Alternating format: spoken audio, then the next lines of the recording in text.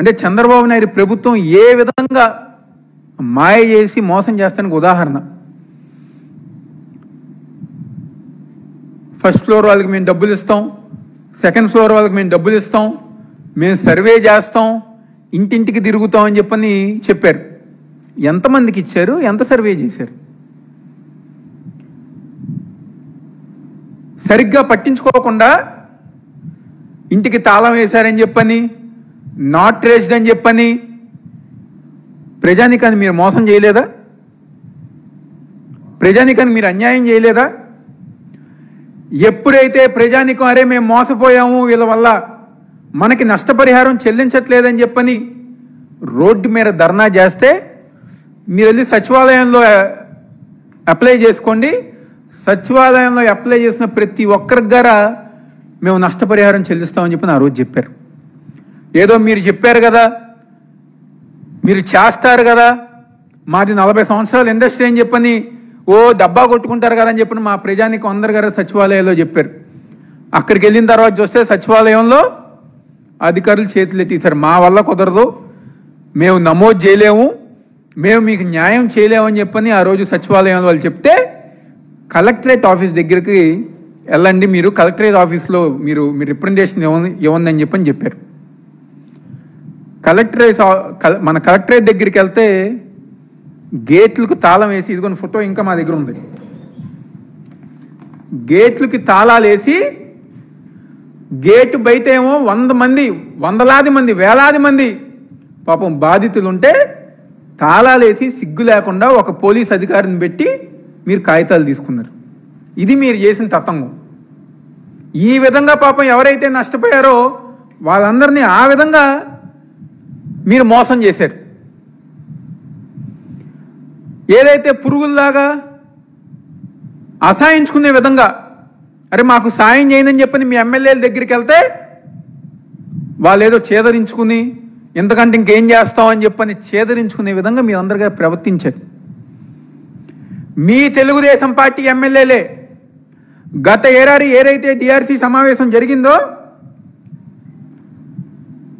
ఆ సమావేశంలోనే మీ ఎంపీ కేసినేని చిన్ని కానివ్వండి, లేకపోతే గద్దె రామ్మోహన్ కానివ్వండి, బోండమ్మ కానివ్వండి, ఇంకా నష్టపరిహారం చెల్లించలేదు, మేము జనాల్లో తిరగలేకపోతున్నాము, జనాల దగ్గరికి వెళ్తుంటే మమ్మల్ని చేదరించుకుంటున్నారు, మా మొహం మీద ఉమ్మోస్తున్నారు, వాళ్ళకి నష్టపరిహారం చెల్లించని బాబోయ్ అని చెప్పి బతిమలాడాడు. మీ నందిగామ మైలవరం శాసనసభ్యులు ఎవరైతే తంగిరాల సౌమ్య, అదేవిధంగా వసంత కృష్ణప్రసాద్ ఉన్నారో, ఏదైతే కంచిచర్ల ప్రాంతం కానివ్వండి, నందిగామ ప్రాంతం కానివ్వండి, కొండపల్లి ఇబ్రహీంపట్నం ప్రాంతం కానివ్వండి, ఆ ప్రాంతాల్లో వరదకు చాలా నష్టపోయాము, మా ప్రాంతంలో న్యాయం చేయండి, మాకు నష్టపరిహారం చెల్లించండి, చాలామంది జీవనోపాధి కోల్పోయారు, దయచేసి న్యాయం చేయండి అని చెప్పని ఆ రోజు మీ ఆ కలెక్టరేట్ దగ్గర కానివ్వండి, అధికారుల దగ్గరికి దండం పెట్టారు. వాళ్ళు ఎన్ని దండాలు పెట్టినా, ఎంత బతిమలాడినా ఈరోజు పైన ఉన్న చంద్రబాబు కరుణించలేదు, అధికారులు కరుణించలేదు. ఆ తెలుగుదేశం పార్టీ ఎమ్మెల్యేలు దండాలతో అక్కడ దండంతో అయిపోయింది, వాళ్ళు దండాలు షురూ చేసుకున్నారు. చివరికి ఎంత దారుణం అంటే నాకు తెలిసి దేశ చరిత్రలో వరద సాయం కోసం విరాళాలు వస్తే దాంట్లో గారు అవినీతి, దాంట్లో గారు డబ్బులు నొక్కేసి అగ్గిపెట్టెల్లో మేము ఇన్ని తెచ్చాం, కొవ్వొత్తులు అన్ని తెచ్చాం, షెల్టర్ హోమ్స్ అనేది ఏర్పాటు చేయకుండానే మేము షెల్టర్ హోమ్స్ ఏర్పాటు చేసామని చెప్పని డబ్బులు దండుకున్నారు తెలుగుదేశం పార్టీ వాళ్ళు సిగ్గు లేకుండా. ఈ రోజుకి మేము ఆ రోజు గారు మేము క్వశ్చన్ చేసాం వాళ్ళని.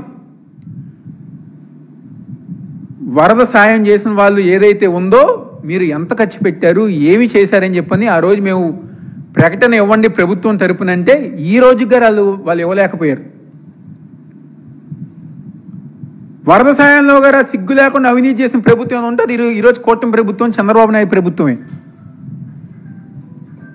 అదేవిధంగా మీ అందరి గారు గుర్తే ఉంటుంది, మన ఇరిగేషన్ శాఖ మంత్రి గారు రామానాయుడు గారు, నేను రాత్రి అక్కడే కూర్చుంటా, పొద్దున్న బ్రష్ అక్కడే చేసుకుంటా, స్నానం గారే నేను అక్కడే పూర్తి చేసుకుంటా, ఆపరేషన్ బుర్రమేర పూర్తయ్యే వరకు నేను ఇక్కడే కూర్చుంటా అని చెప్పని ఆ రోజు ఎన్ని నాటకాలు, ఎన్ని మాటలు, ఎన్ని ప్రకటనలు చేసిన వాళ్ళు ఈరోజు ఆపరేషన్ బుర్రమేర మీరు సక్సెస్ చేశారా, పూర్తి చేశారా అని చెప్పి ఈరోజు వైఎస్ఆర్ కాంగ్రెస్ పార్టీ తరపు మేము అందరం డిమాండ్ చేస్తున్నాం. ఏం చేశారు? ఇంకా మొదలుపెట్టిన పనులు ఎలా అయితే మొదలు పెట్టారో అదే విధంగా ఇంకా అలాగే ఉంది. మొన్న వర్షం పడి ఏదో నీళ్లు రాగానే అంటే ఈరోజు ఆ ప్రాంత ప్రజానికం ఒక మనోభావాలు, వర్షం పడి అధికారులు కనుక జాగ్రత్తగా ఉన్నదంటే ఈరోజు వాళ్ళకి నిద్రలేని రాత్రులు ఈరోజు వాళ్ళందరి గారు ఆగస్ట్ నెల, సెప్టెంబర్ నెల, జూలై నెల వచ్చిందంటే ప్రజానికం ఏదైతే మన బుడమేర ప్రాంతంలో వరద వచ్చిన ప్రాంతం ఉందో ఆ ప్రాంతంలో ప్రజానికం ప్రతి ఒక్కరు గారా భయపడి అరే మళ్ళీ మనకేమవుతుంది, సంవత్సరం కాలం తర్వాత ఏదో కొంచెం తేరుకుందాం, మళ్ళీ మన పరిస్థితి ఏంటి అని చెప్పని భయపడే విధంగా ఈరోజు అక్కడ ఉన్న ప్రజానికం పరిస్థితి. ధైర్యం చెప్పేవాళ్ళు లేరు, లేకపోతే శాశ్వత పరిష్కారం చూపించేవాళ్ళు లేకుండా ఈరోజు కూటమి ప్రభుత్వం నాటకాలు వేస్తాను. మా డిమాండ్ ఒకటే, వైఎస్ఆర్ కాంగ్రెస్ పార్టీ తరఫున ఏదైతే ఆపరేషన్ బుడమేర పూర్తి చేయాలి, వెంటనే ఆ ప్రాంత ప్రజానికానికి నష్టపరిహారం ఇంకా చెల్లించలేదో వాళ్ళకు పూర్తిగా నష్టపరిహారం చెల్లించాలి, వాళ్ళ జీవనోపాధి మెరుగుపడే విధంగా. ఎందుకంటే ఆటో కార్మికులు కానివ్వండి, ట్రాన్స్పోర్ట్ రంగంలో వాళ్ళు కానివ్వండి, ఆ సింగనగర్ ప్రాంతంలో ప్రతి ఒక్కరి గారా ఎక్కువ శాతం ఆటో కార్మికులు ఉంటాయి. వాళ్ళ ఆటోలు అన్నీ గారా చెరిపోయి ఈ రోజుకి పాపం ఫైనాన్స్ కట్టలేక, అప్పులు తీర్చలేక కుటుంబాలన్నీ, వేలాది కుటుంబాలు ఈరోజు రోడ్డు మీద పడ్డాయి. ఇంతమందికి ఈ కూటమి ప్రభుత్వం అన్యాయం చేసింది.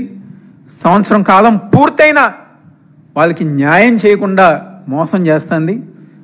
40 సంవత్సరాల గొప్పతనం అనేది మీ మాటల్లోనో, లేకపోతే మీకు అనుకూలమైన మీడియాలోనో, లేకపోతే ఈరోజు కొత్తగా ఏదో యాడ్ చేస్తున్నారు, ఆ యాడ్ రూపంలోనో 40 సంవత్సరం రాజకీయం కాదు మీరు చెప్పదలుచుకుంది.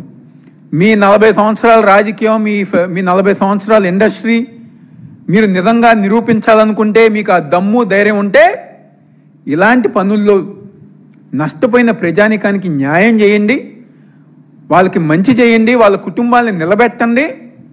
అప్పుడు ప్రజానికం నమ్ముతారు. మీది 40 సంవత్సరాల ఇండస్ట్రీ, 4 సార్లు నేను ముఖ్యమంత్రి అని చెప్పని మీరు డబ్బా కొట్టుకోవటం కాదు.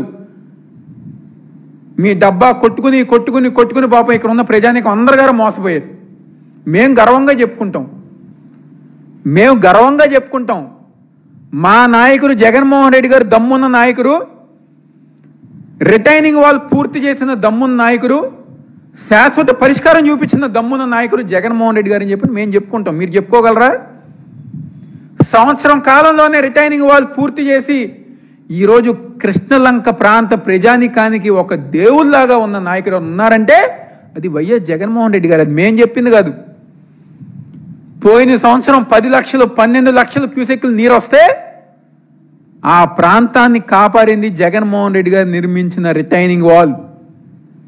ఆ రోజు జగన్మోహన్ రెడ్డి గారు ఆ ప్రాంతం దగ్గరికి వెళ్తే వేలాది మంది జనాభా వచ్చి, అయ్యా జగన్మోహన్ రెడ్డి గారు నువ్వు లేకపోతే ఈరోజు మేమందరం గారు లేకుండా ఉండేవాళ్ళం, నువ్వు రిటైనింగ్ వాల్ కట్టావు కాబట్టి ఈరోజు మా ఇళ్ళన్నీ గారా సురక్షితంగా ఉన్నాయి, మా కుటుంబాలు బాగున్నాయి, మా పిల్లలు బాగున్నారు, లేకపోతే ఈరోజు మా కృష్ణలంక ప్రాంతం అనేది ఉండేది కాదని చెప్పని ఆ రోజు వేలాది మంది జనాభా ఆ రోజు జగన్మోహన్ రెడ్డి గారికి చెప్పడం జరిగింది. అది దమ్మున్న నాయకుడు, అది పనిచేసే నాయకుడు. ఏదో మాటలు చెప్పాం, కౌరులు చెప్పాం, నేను 40 సంవత్సరాల ఇండస్ట్రీ, 4 సార్లు ముఖ్యమంత్రి, ఆ ప్రధానితో పనిచేసా, ఈ ప్రధానితో పనిచేసా, ఈ కాదు మాకు కావాల్సింది. మాకు కావాల్సింది మా ప్రాంత ప్రజానికానికి, మా జిల్లా వాసులకి, రైతాంగం కానివ్వండి, ప్రజానికానికి కానివ్వండి, మీరు న్యాయం చేయండి. సంవత్సరం కాలం పూర్తయినా మీరు న్యాయం చేయకపోవటం సిగ్గులేని తనం అని చెప్పని ఈరోజు కూటమి ప్రభుత్వం, చంద్రబాబు నాయుడు, పవన్ కళ్యాణ్, వాళ్ళ మంత్రులకి, ప్రతి ఒక్కరికి గారా ఆ శాసనసభ్యులకు చెప్తూ మా డిమాండ్ ఒకటే, నష్టపరిహారం రావాల్సిన నష్టపరిహారం చెల్లించండి.